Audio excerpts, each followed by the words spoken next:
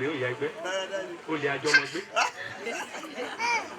tí obìnrin bá wà nílé ẹ̀ tí ò sanwó orí ẹ̀.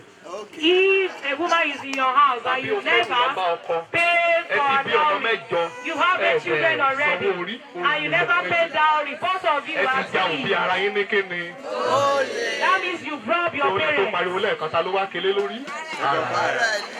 Who does shouted? The other time that means you're shouted on yourself.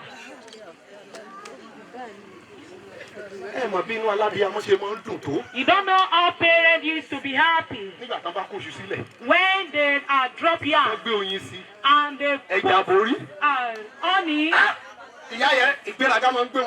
coffee, even a bag of rice, even if it is just a single yam, that food can eat, that is the most sweetest meal for her.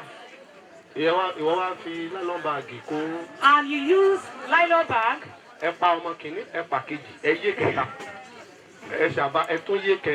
ask the first, the second, the third, and you are happy.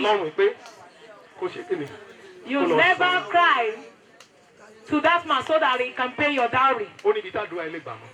There's a limit to how or where your prayer can be answered. That is the secret. If not, your prayer cannot be answered. But there's a limit to it.